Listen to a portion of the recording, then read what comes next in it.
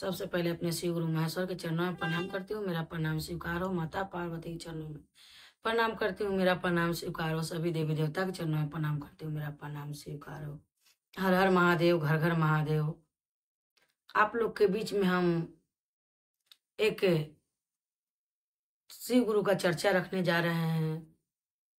राजा दानी वीर राजा के कथा आप लोग के बीच में रखने जा रहे हैं। आप लोग ध्यान से सुनिएगा और आधा अधूरा सुनिएगा तो ज्ञान नहीं मिलेगा, पूरा सुनिएगा तो ज्ञान मिलेगा। तो चलिए कथा को हम शुरुआत करते हैं। एगो गांव में धनिक मनिक खूब राजा हलन आ इतना पूजा पाठ कर हलन, शिव गुरु में जुड़ल हलन, शिव चर्चा में जा हलन। दोनों प्राणी बहुत भक्ति भाव कर हलन। पूरा गांव के आदमी उनका पर खुश रहल कि चला राजा हथन लेकिन गरीब के भी रक्षा कर हथन, जो कुछ मांगा तो गरीब के भी मदद कर हथन, भूखा प्यासा सबके दान पुण्य करत रहलन, खियावत पियावत रहलन। लेकिन उनका एगो बाल बच्चा न हल। गुरु के दया से पूजा पाठ तो कर हलन, लेकिन महादेव के कृपा से एगो बाल बच्चा उनका न हल। सब लोग गांव का आदमी कहल कि महादेव के इतना पूजा पाठ कर हथन, इनका एगो भगवान बाल बच्चा न दिलथिन भोलेनाथ। ये बड़ा दुख के बात है। इतना गरीब से भी प्रेम भाव से बोलते हैं, बतियाते हैं। इनके ऊपर महादेव कहिया दया करेंगे पता ही नहीं। उसी गांव में एक दिन के बात है कि साधु के भेष में शिव गुरु अयलन तो सबके कल गरीब गुरबा जो हल ओकरा सबके हाथ देखे हलन, बैठल हलन। तो उहे में से जे दू चार गो भैया लोग हलन, दीदी लोग हलन, कहलन कि आई बाबा से अपने तो सब हाथ उथ देख ही सबके, से बालो बच्चा ला देख ही। तो कहलन बाबा साधु बाबा के हाँ बच्चा से हम जो कुछ दिखाना है वो सब चीज हम देखते हैं। जिसको जो चीज की जरूरत पड़ता है वो चीज हम सबके देखते हैं और देते भी हैं। दया से, महादेव के कृपा से जिसके ऊपर आशीर्वाद हम दे देते हैं उसको पूरा हो जाता है। सब लोग जो बैठल रहन गांव के आदमी तो कहलन ना कि राजा साहब इतना दानवीर हैं, इतना लोगों के मदद कर हथन, भूखे प्यासे के खिलावा हथन, पिलावा हथन, और उनका एगो बाल बच्चा न है तो काहे ना उनके राजा के महल में ले चल जाओ साधु बाबा के, से देखा लेतन तो कहानी एक आध गो बाल बच्चा हो जाए तो उनका तो और बढ़िया के बात है। इतना धन दौलत है, कौन भोगनिहार है उनका। सब लोग मिल के कहलन के बाबा से चली ना राजा साहब के दरबार में। से राजा साहब वो हमरा यहाँ गांव में हथन, उनकर एको बाल बच्चा न है, तनी उनको देख देती पतरा उतरा तो एक आध गो बाल बच्चा हो जाए। तो कहलन कि चलो। ले गलन राजा साहब के दरबार में। राजा साहब बैठल हलन, दोनों प्राणी अपना बतियाइत हलन। कहलन कि एगो साधु बाबा आयल हथन, से तनी देखा ल पतरा उतरा। राजा साहब के कहलन कि कहीं महादेव के कृपा से, भोलेनाथ के कृपा से कहीं एगो बाल बच्चा हो जाए तो अपना के जिए के सहारा हो जाए। कहलन कि ठीक है। बैठलन पंडित जी के साधु बाबा के बैठलन, बैठा के कहलन राजा साहब के बाबा से तनी हमर पतरा देखी कि हमरा भाग में का लिखल है, हमरा भाग में बाल बच्चा है कि न है। इतना हम पूजा पाठ कर ही, इतना महादेव के शरण में हम रह ही, चर्चा कर ही, पूजा पाठ कर ही। भूखे दुखे जो आता है भिखारी उखारी उसको भी हम दान पुण्य देते हैं, खिलाते पिलाते हैं। फिर भी पता नहीं महादेव का क्या कृपा है कि हमारे को बाल बच्चा नहीं है। तो बाबा कहलन साधु बाबा कि बच्चा तुम्हारे भाग में 2 औलाद लिखा है, 2 औलाद लिखा है।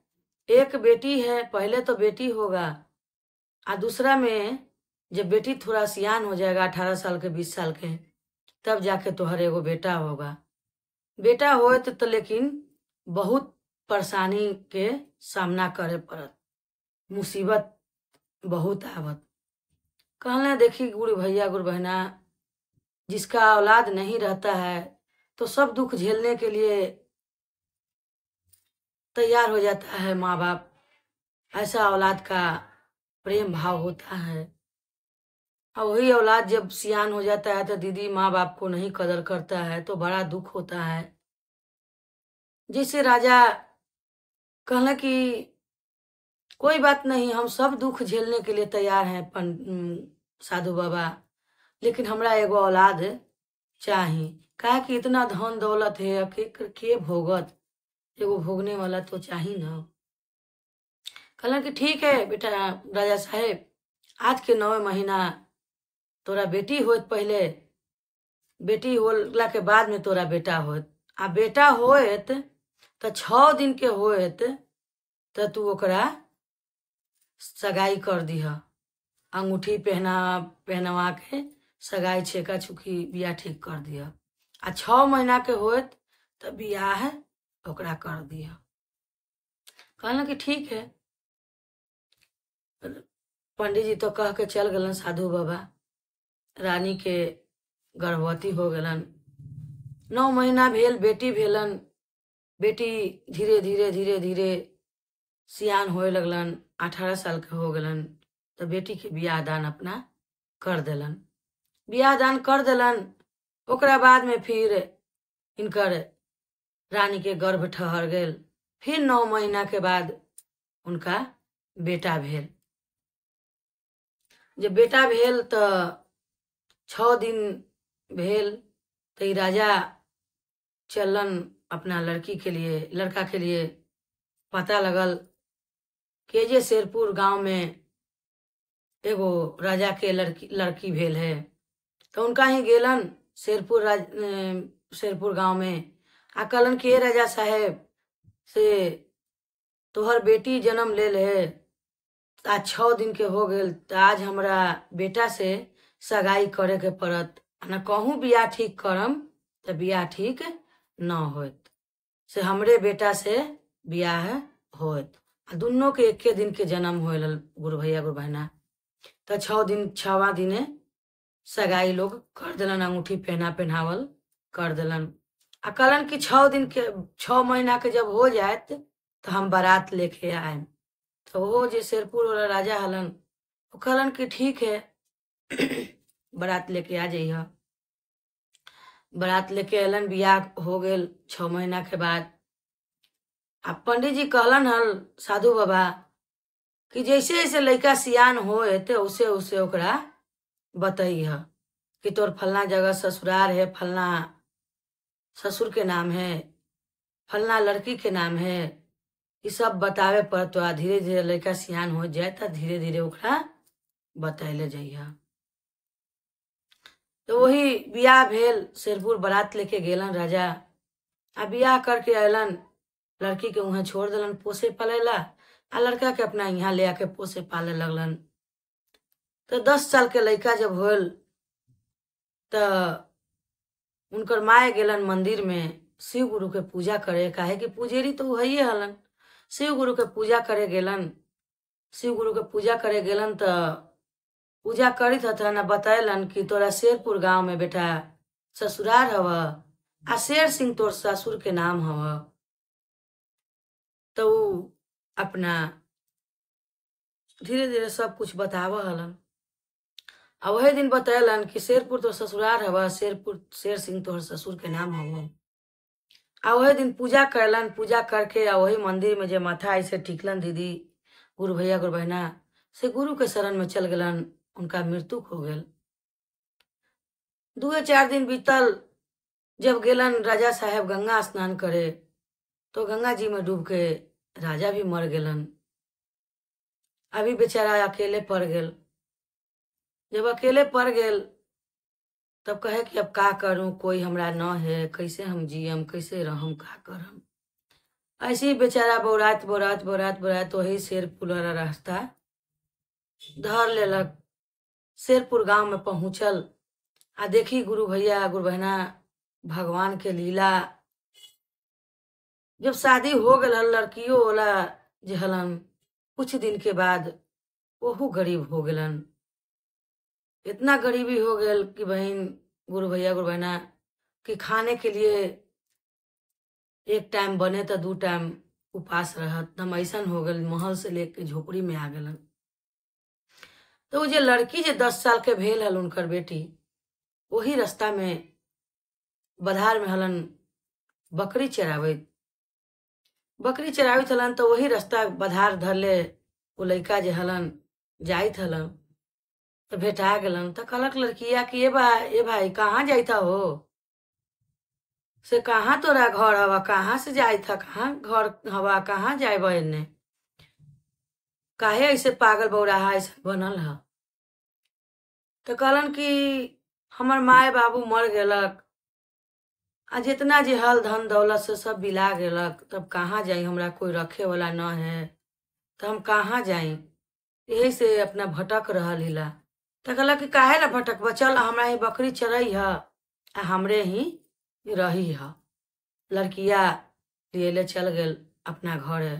काहे कि लड़कियों के पता न हल कि हाँ केकरा कहाँ के है कहाँ हमरा बियाह भेल कहाँ कहाँ होले उनको पता न हल आ न लड़के के पता हल। अब 10 साल के लड़का 11 साल के लड़का का जाने थे। जब घरे गेल तब गुरु भैया गुरु बहना इनको तो गरीबी है ये हल। तो उनका जे सरहज हलन लड़किया के एगो भौजाई हलन तो मार भात बनैलन शाम के। जब मार भात बनैलन तो तनी सा चावल दे देत आ भर कटोरा मार दे देत। सब उसी ही खात हो लोग पेट भर जाए कैसे हूँ अपना दिन काटत हलन। जब ई लड़का के मिलल खाएला तो तनी सुन भात हला मार हल भर कटोरा तो ई का करत के घुट घुट करके पी गेलन मार पिए लगलन। रोज ऐसे ही मिले ऐसे ही पियत। तो उनका घुटुकना नाम रख दिलन। उनकर सरहद जे हलन से घुटुकना नाम रख दिलन। लड़किया के भौजाई जे हल से घुटुकना नाम रख दिलन। जब घुटुकना नाम रख दिलक तो ऐसी रहते रहते वही गांव में शिव गुरु के चर्चा होए लगलक। चर्चा होए लगलक तो कहलक कि घुटुकन से चला न चर्चा में। तो कहलक कि तो हमरा तो कुछ आवा है ये ना तो हम कहा हम हुआ जाम। तो कहलक कि चला न बैठी है। तो सब कोई अपना गावित बजावित हलेहू अपना जाके वहाँ बैठलन तो उनकर सरहजिया कहित है हे गुटुकन तू एगो कुछ कथा उथा सुनाव ना शिव गुरु के चर्चा कर ना। तो कहलक कि ए भाभी आ भौजिए कहलन कि ए भाभी से हमरा तो कुछ अबे न करे है तो हम कौची कही। कहलन कि कुछ कह। तो कहलन घुटुकन कि अच्छा तो हम अपना जे हमर बीतल है बात वही हम कहानी कह ही। कहलक कि कुछ सुनाव। तब घुटुकन जे हथन से कहित हथन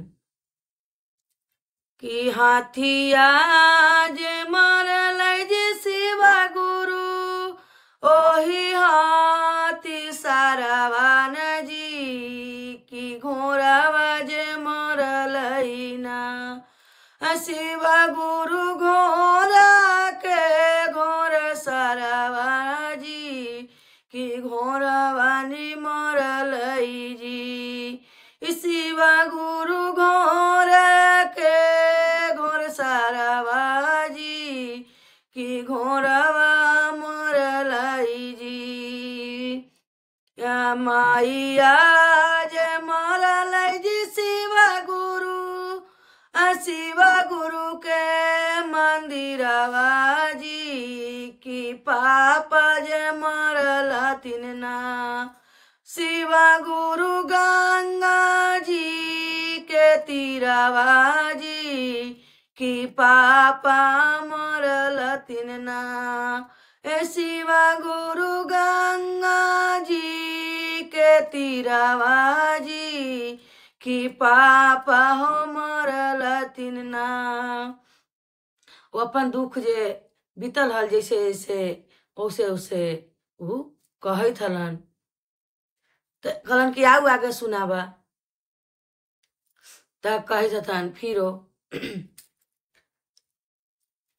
हाथिया जे मरल जी शिवा गुरु हाथी हाथी खानावा जी की घोड़ावा जे मरल ना ए शिवा गुरु घोड़ा के घोड़ सरवे जी की घोड़ावा जे मरल ना ए शिवा गुरु घोड़ा के घोड़ सरवाजी की घोड़ावा जे मरल ना मैया मोरा मरल शिवा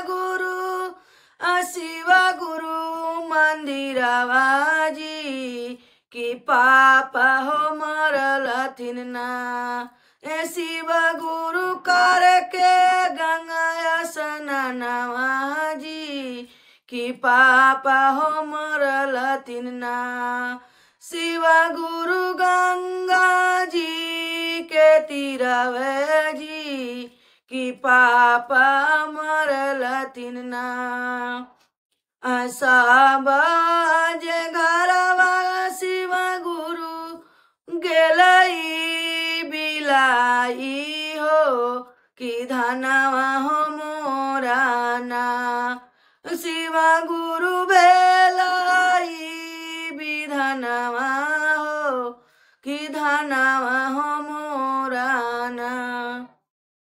कहलन कि माय हमर मंदिर में पूजा करे गेल हल शिव गुरु के उहे हमर माय मर गेल आ पापा हमर गंगा स्नान करे गेलन तो वही गंगा खिछार पर मर गेलन आ हम का करी। हम इन्ने उन्ने भटकी थली तब अली यहाँ।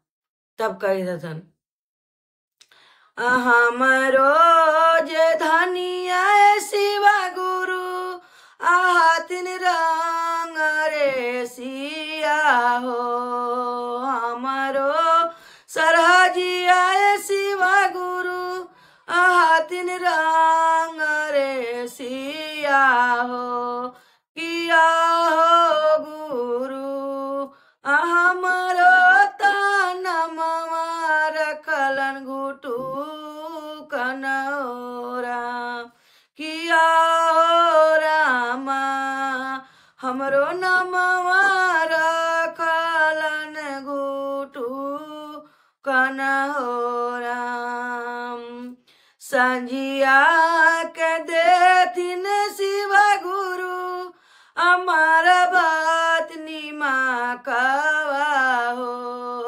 संजिया ए तीन गुरु जी मरबात निमा कवा हो किया हो गुरु दिन भर रहली उपास होरा किया हो रामा दिन भर रहली उपास जी।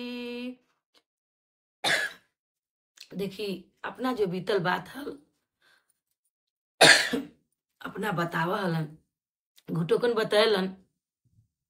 तब उनकर सरहद जे हलन से कहे जे बैठल हलन अपन सास से कहे लगलन के माए लगी तुम कि अपने दामाद खात हूँ से पता न लगी था कि अपने दामाद हतून कहे कि जैसे जैसे बतावी थतून उसे उसे सब बात तो अपना मैया के शादी जहाँ भेल हल वो सब औसे ही हो गेल। तब उनकर सास करेजा में साट लेलन है कि आहा बेटा दामाद हम न पहचान लिए बेटा दामाद कैसे हम भूल गेली राजा जी के वचन। तो कौने भाव में कही थन गुरु भैया गुरु बहना देखी जब समय पड़ा है तो आदमी भूल ही जाए दुख के मारल आदमी जो बात रहता है पहले के वो भूल जाता है आदमी दुख के जो दुख हो जाता है तो सब पहले के बात सुख वाला बात भुला जाता है आदमी। तब दमदा से कही दथन कि हम नाही जनली दमदा परलई विपातिया हो।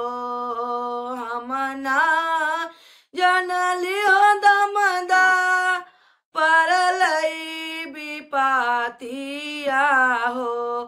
किया हो रामा राजा जी के बतिया गेली भुलाई हो राम।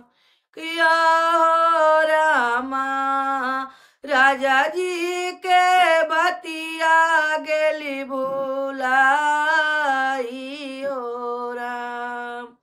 अच्छा वही दिनवा के दमदा भेलवा उमरिया हो। छावा ही दिनवा के दमदा भेलवा उमरिया हो। किया हो दमदा भई गेलै तोहारो सगाई हो रा। किया हो रामा राजा कैलन तोहारो सगाई हो रा। हम नाही जनलिए दमदा परलई विपातिया हो। हम नाही जनलिए दमदा परलई विपातिया हो। किया हो दमदा राजा साहेब के बतिया गेली भुलाई हो राम। किया हो रामा राजा साहेब के बतिया गेली भुलाई हो राम। छावा महीनवा के बेलवा तोहरो उमरिया हो। छावा महीनवा के दमदा बेलवा उमरिया हो। किया हो दमदा करी दल तूने राजा साहेब बिया हो राम। किया हो रामा राजा कैलन तोहारो बिया हवा हो राम।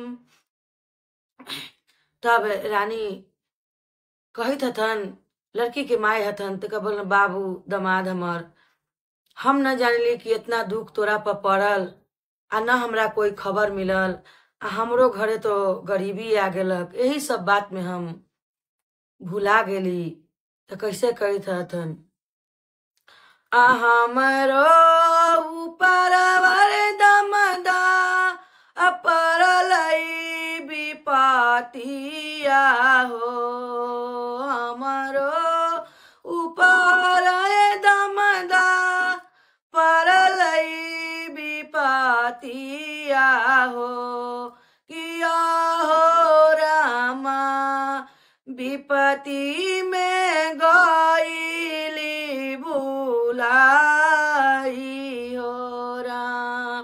किया हो रामा नाही लेली खोजिया खबर रनु हो राम। किया हो रामा नाही लेली खोजिया खबर हरिया हो राम। कलन दमाद से कि ए दमाद हम बेटी तो बियाह देली लेकिन ऐसन विपत पड़ल हमरा ऊपर कि हम तोहर बाबू माए के अनत दमाद के हम खोज खबर भी न लेली समाचार भी न लेली। का करी हम ऐसन दुख में पड़ली कि दुख में हम सब भुला गेली कि हमर बेटी के बियाह भेल है। तब कहलन कि वहीं शिव गुरु के चर्चा होते हल गुरु भैया गुरु बहना ओ जे कहलन कि सब कोई है गुरु बहिना लोग, यहीं पर सिंदूर दान करवा द। फिर से सिंदूर दान उनका भेल, आ ले आके अपना दामाद बेटी सब के अपना रहे लगलन। सरहज के रख साथ में सब लोग रहे लगलन। कुछ दिन बीतल तो लड़की के माय बाप के भी निधन हो गेल, लेकिन जो उनकर सरहज हलन से बढ़िया से प्यार से दोनों अपना ननद नंदोसी के रखलन। तो हे महादेव, सबके ऐसने भाई भौजाई दीजिएगा, यही शिव गुरु से विनती है। आया पूरा कथा सुनिएगा तो निचोड़ मिलेगा इसका। यही कथा के माध्यम से आप लोग के रखे हैं। ये सीख क्या सीख देता है कथा के माध्यम से, आप लोग कमेंट में जरूर बताइएगा कि ये कथा सुन के कैसा प्रभाव समाज में पड़ता है, कैसा सीख मिलता है बच्चे के। ये सब आप लोग के हाथ में है, कमेंट में जरूर लिखिएगा। हर हर महादेव, घर घर महादेव। नमः शिवाय, नमः शिवाय।